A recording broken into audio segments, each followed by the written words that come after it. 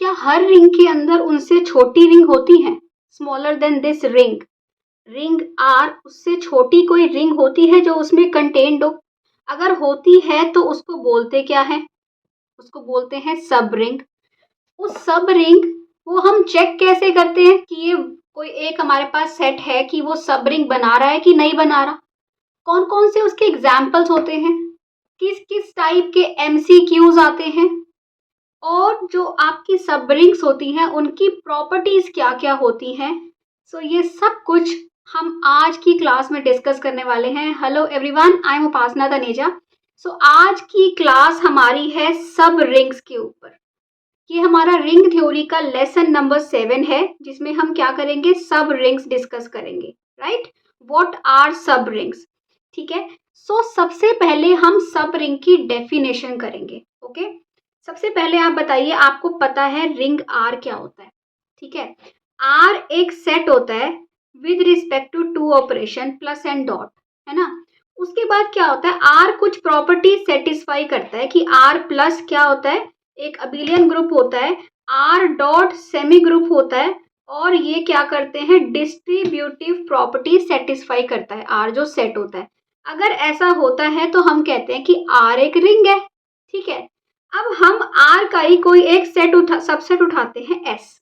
Suppose कीजिए हमने क्या उठा लिया, एस उठा लिया। ठीक है, अगर वो सबसेट भी आर की या रिंग की सारी प्रॉपर्टीज को सेटिस्फाई कर रहा है तो हम उस सबसेट को क्या बोलेंगे, उस रिंग के सबसेट को क्या बोलेंगे, हम उसको सब रिंग बोलेंगे, प्रोवाइडेड वो क्या होना चाहिए, रिंग की सारी प्रॉपर्टीज को सेटिस्फाई करे। सो अगर आर एक रिंग है, एस उसका नॉन एम्प्टी सबसेट है, then S is called a subring if S itself forms a ring under the operations inherited from R। ठीक है, सो ये हो गया कि R सब रिंग को भी सारे एक्सियम्स जो होते हैं वो सेटिस्फाई करने चाहिए रिंग के सबसेट को, तभी वो सब रिंग बनेगा। समझ आया सब रिंग? तो मैं आपको कोई भी एक सेट दे दूं और मैं ये पूछूं कि बताओ ये सब रिंग है, तो आपको क्या करना पड़ेगा, आपको बहुत सारे एक्सियम्स चेक करने पड़ेंगे, बट हमें ये नहीं करना। उसके लिए हमारे पास क्या आता है, उसके लिए हमारे पास आता है सब रिंग टेस्ट, क्योंकि हमें ये नहीं करना, हमें बार बार ऑपरेशंस चेक नहीं करने, तो इसी के लिए आता है हमारे पास, हमें पता होना चाहिए क्या, सब रिंग टेस्ट। अब सब रिंग टेस्ट क्या होता है, सब रिंग टेस्ट होता है, वो कहता है कि आर एक रिंग है, एस उसका एक सबसेट है। राइट, तो आपने क्या करना है, आपने चेक करना है दो चीजें, कौन कौन सी, क्या वो क्लोजर अंडर सब्ट्रैक्शन है, क्लोजर अंडर मल्टीप्लीकेशन है। ये दो चीजें अगर आपने चेक कर दी कि A minus B belongs to S होना चाहिए और A dot B belongs to S होना चाहिए, अगर आपने ये दो चीजें चेक कर दी, अगर उस सेट में ए माइनस बी भी है, ए और बी हमने कोई दो एस के ही एलिमेंट्स लेने हैं। ठीक है, जो भी मैं आपको सेट दूंगी इसके हम एग्जाम्पल्स भी करेंगे। ठीक है, मैं आपको जो भी सेट दूंगी आपको ए माइनस बी क्या लेने हैं, ए और बी एस के ही एलिमेंट्स लेने हैं। अब वो जो दोनों एलिमेंट्स हैं अगर वो क्या कर रहे हो, अगर वो ए माइनस बी एस में हो और ए बी भी एस में हो, तो हम कह देंगे कि यस सब रिंग टेस्ट वेरीफाई हो रहा है और जो ये सेट है वो क्या है, सब रिंग है। ठीक है, समझे? ओके, अब ये वर्क क्यों करता है, ये वर्क इसलिए करता है क्योंकि क्लोजर अंडर सब्ट्रैक्शन का मतलब क्या हो जाता है, इसका मतलब होता है कि क्लोजर अंडर एडिशन भी है और एडिटिव इनवर्स भी एग्जिस्ट कर रहे हैं, है ना। मतलब कि रिंग की प्रॉपर्टीज आ रही हैं। अगर a इक्वल टू 0 हमारा हमने लेना होता है, 0 भी एस में होना चाहिए, ऐसे एक नॉन एम्प्टी सेट होना चाहिए जिसको भी आप चेक कर रहे हो। ठीक है, तो अगर आप a माइनस बी को पता है, आपको a माइनस बी एस में होगा, ठीक है, आप a को क्या ले लो, 0 ले लो। ठीक है, और a और b को क्या ले लो, इक्वल ले लो, तो 0 माइनस 0 क्या हो जाएगा, a माइनस a जो हो जाएगा वो क्या हो जाएगा, 0 एस में आ गया, तो a नॉन एम्प्टी, एस जो हो गया वो नॉन एम्प्टी हो गया।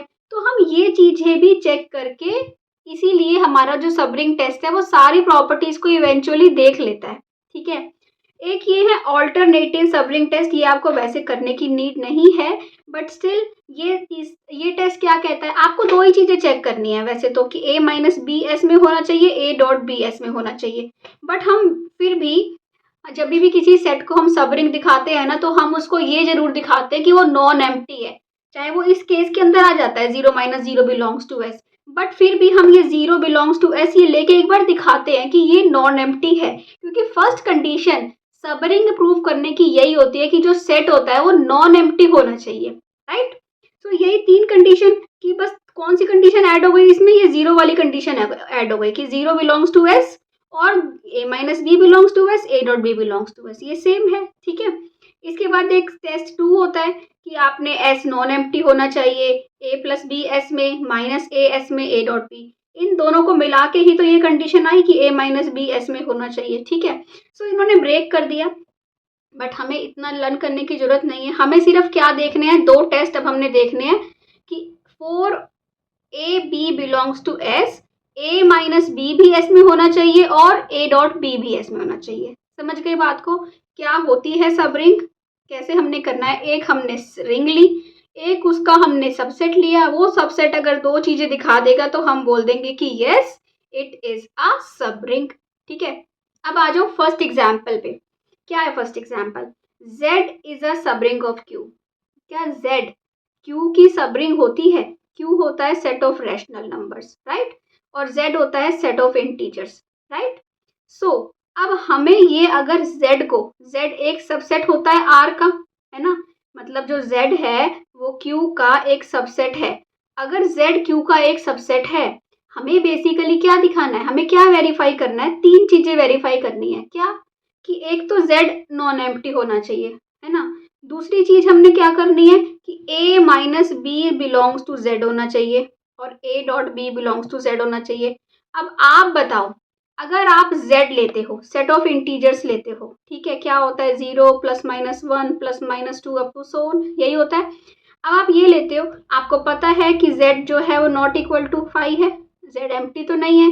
दूसरी चीज आप एक बात बताओ, आप कोई भी एलिमेंट लो, 1 प्लस 2 लो, 1 माइनस 2 लो, मतलब है ना कि क्लोजर अंडर एडिशन, और हर पॉजिटिव का नेगेटिव भी आता है, अगर a है तो माइनस a होगा, माइनस a है तो a होगा सेट में, है ना।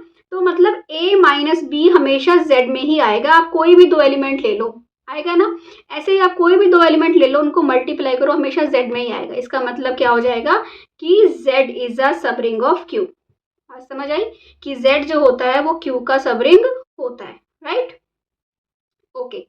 इसके बाद हमारा आता है even integers 2z is a subring of z, z हमें पता है क्या होता है, एक रिंग होती है, z एक एक्चुअली z एक CRU है, z को जब से हमने रिंग स्टार्ट किया है हम पढ़ते हुए आ रहे हैं, ये 7th क्लास है आज की, और हम रिंग पढ़ते हुए आ रहे हैं कि z एक रिंग होती है ना।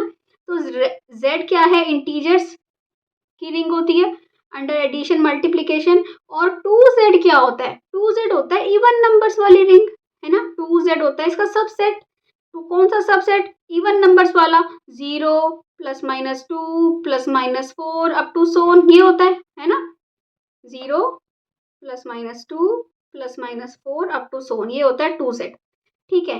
अब बताओ क्या 2z जो होता है वो हमेशा क्या होता है, नॉन एम्प्टी होता है, उसमें एलिमेंट्स हैं ऑब्वियसली, ओके।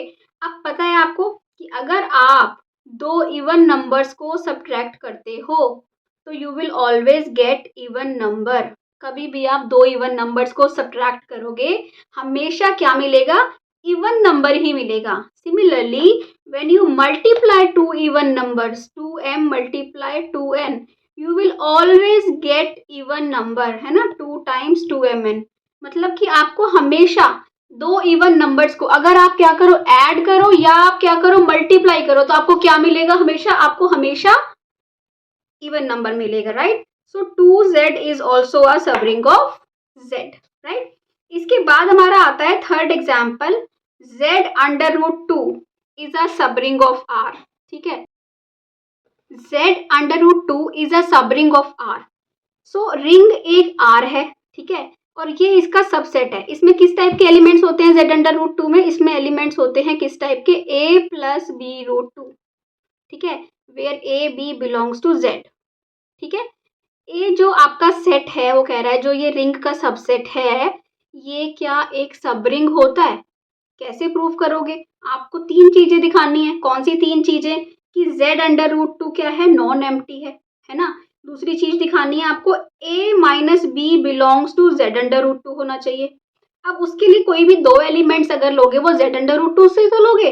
तो पहला एलिमेंट हमने ले लिया a1 प्लस b1 अंडर रूट टू और दूसरा ले लिया a2 प्लस b2 under root two, right. ये दो एलिमेंट्स ले लिए। अब इनको आप सब्ट्रैक्ट कर दो।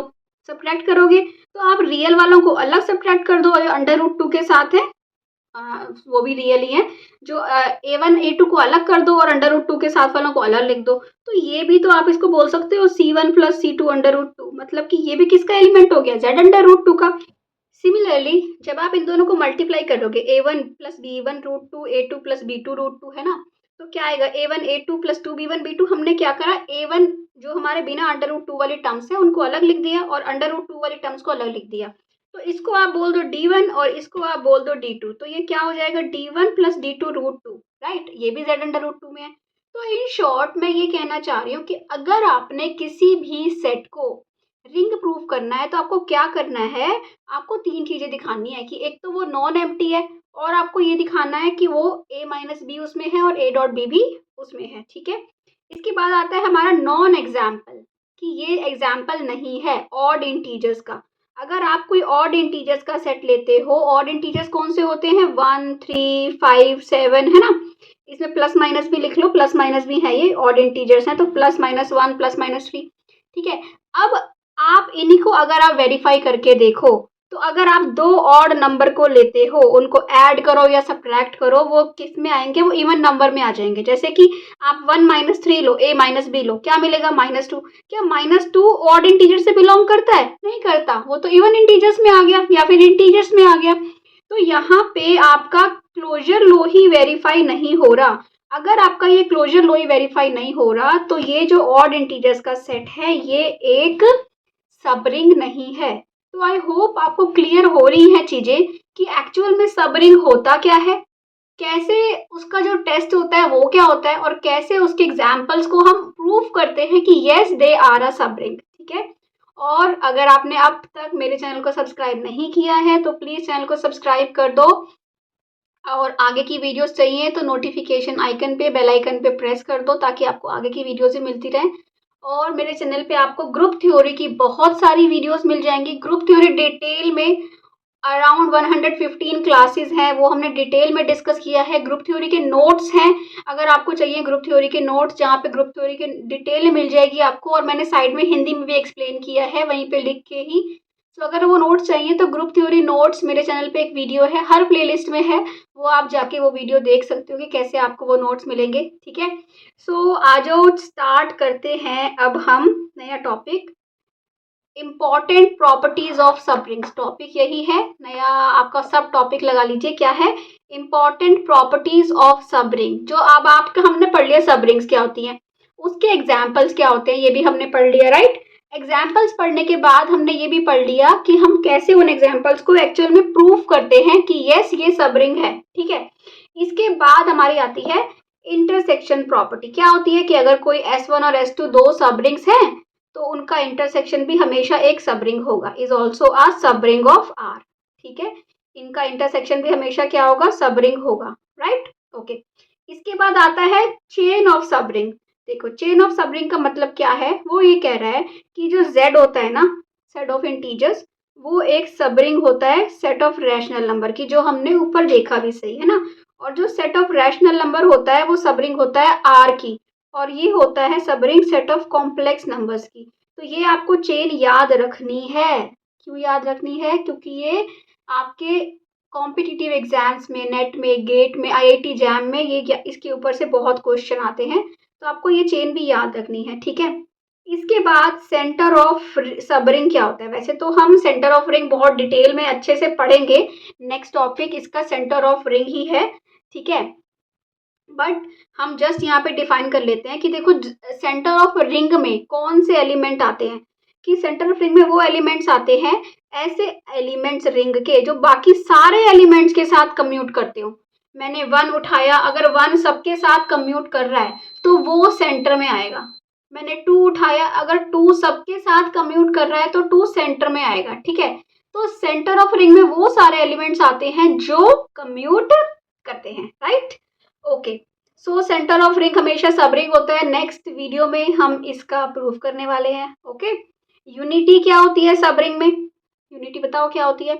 यूनिटी एलिमेंट होता है 1, है ना, 1 इज यूनिटी, क्योंकि आइडेंटिटी एलिमेंट जो रिंग का वो 0 होता है, बट यूनिटी होता है मल्टीप्लिकेटिव आइडेंटिटी, है ना, वो होता है 1। ठीक है, यूनिटी मतलब multiplicative identity 1।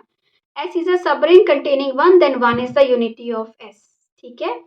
However, a subring may not contain the unity of R. क्योंकि आपको क्या ये बात मालूम है कि R एक अगर रिंग है तो उसमें यूनिटी होना कंपल्शन नहीं है, वो खाली एक रिंग है। यूनिटी उसमें हो भी सकती है और नहीं भी।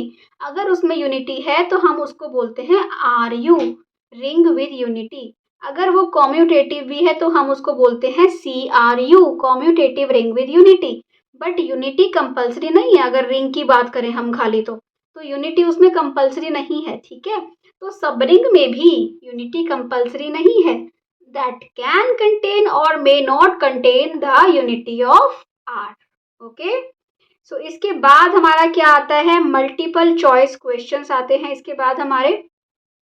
फर्स्ट क्वेश्चन क्या है हमारा? First question, which of the following is not required for S is contained in R to be a subring?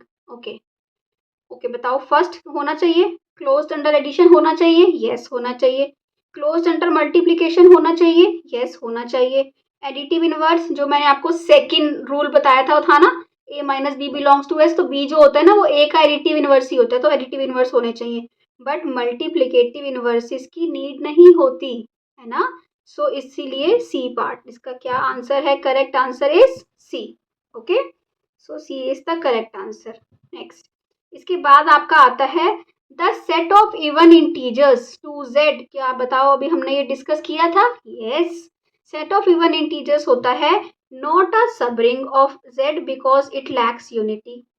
Uh subring of Z, इसमें यूनिटी नहीं होती। मैंने भी आपको बताया था ना कि रिंग के लिए यूनिटी की जरूरत नहीं है, सबरिंग के लिए यूनिटी की जरूरत नहीं है ना जरूरत, तो ये तो हम डिस्कार्ड कर देंगे। आ सबरिंग ऑफ जेड, क्या ये सबरिंग होती है? ये वैसे हमने भी प्रूफ किया था कि yes, two Z is a subring होती है।